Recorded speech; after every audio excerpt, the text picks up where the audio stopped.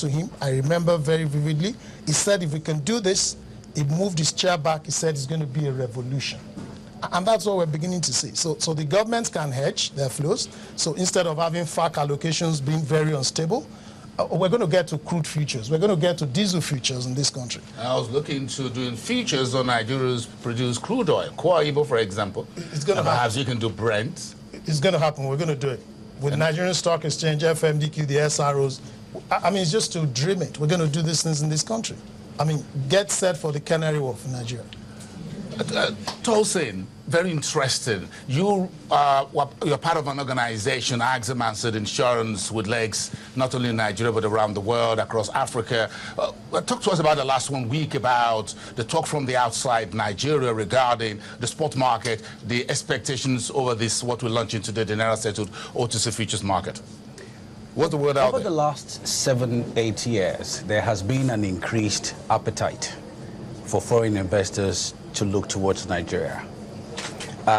Foreign investors, whether they are institutional investors, whether they are development finance institutions, whether they are private equity firms, everyone is looking for growth. Everyone is looking for where to invest. Nigeria always comes up very close to the top of the investment destinations. One of the key obstacles we've had is the stability in the foreign exchange environment.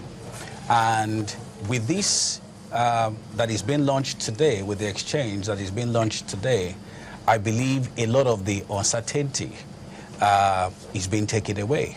So investors from across the world can now look, and do due diligence on the specific areas they want to invest in, understanding the fact that the investment can be hedged from day one. Hitherto, they would have to do due diligence on the particular area they want to invest in. They would have to do even more due diligence on exactly how they're going to hedge or how they're going to protect their investment. And today we are literally de-risking that. This is something that the outside world had been looking forward to for years.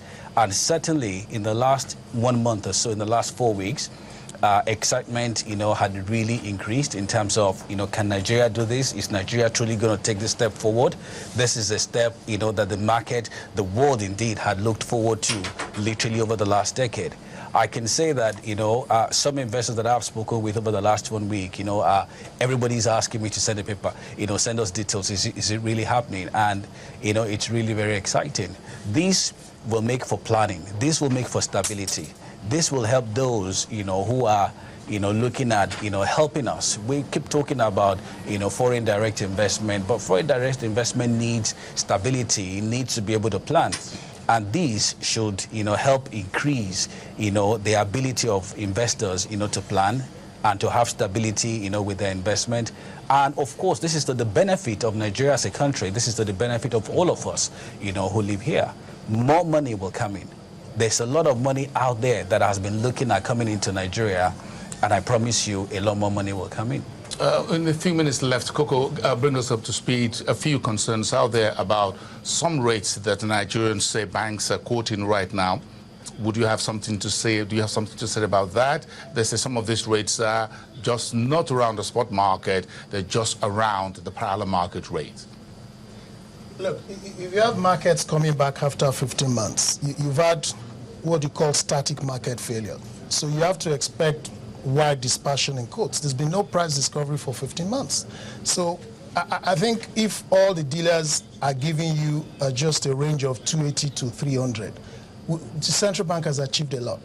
Ideally, it should be wider than that because, in the first place, it's a seller's market at the moment. It's a seller's market at the moment, so the market is new. You're short dollars in the country.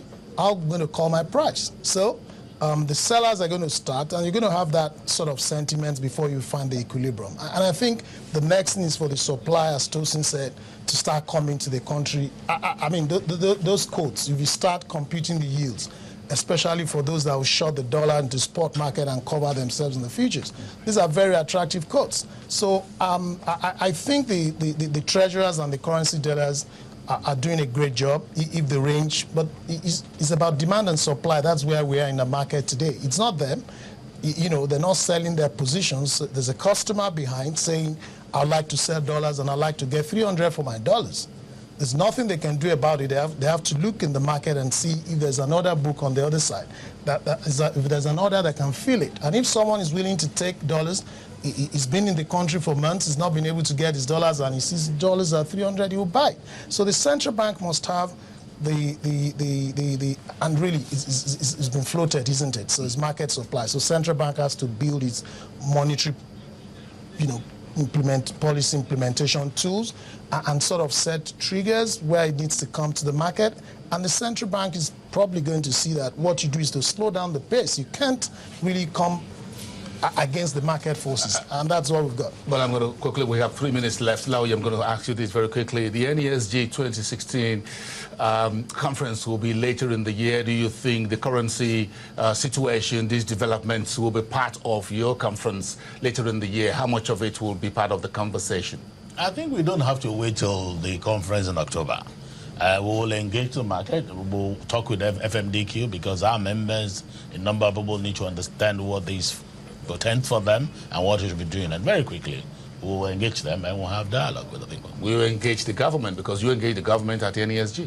No, this is not government matter. This is about educating our people, both suppliers and those who are demanding. So that, look, there's a market for you to put in the money. If you want to demand, don't go short. You can go, don't go spot. You can go to futures. So, but we'll sit with FMDQ and say, how can we get our members into the room and then continually educate the people, because people need to be educated, and that we will do. You definitely do. Thank you. Can I take 30 seconds from you, Tosin? Final closing statements? Well, I think congratulations to all of us, to Central Bank, for coming up with this initiative. Central Bank to Nigerians, Central Bank, to the financial markets, and of course, Central Bank to my good friend Coco for staying the course over the years. As I said, a few of us went to look for other things, but we're all happy today that the future is here. The future is here right now. Coco, 30 seconds. You've been congratulated. I can't congratulate you anymore. So, 30 seconds. Go along, Nigeria. Thank you very much. You got to buy into Nigeria. Lauye, would you want to have any closing remarks? About 15 seconds. Just to say, look, thank God for FMDQ and many more of such to come. Beyond currency, we want to see, like you said, our products. Crude oil should go, many other things should come. And our commodities should come. Thank you, gentlemen, for being part of this. Lauye, let me start from you once again, Lauye Jayola, the Director General at the NESG. Bolonde, also congratulations to every one of you. The CEO at FMDQ, and Tosin Rusewa, the Chief Client Officer at AXA Mansard Insurance. And that's been the live event here on Channels Television. We thank you for watching wherever you are. We'll return you back now to our regular programming on the channel. I am Bosin Amafai. I'll see you soon.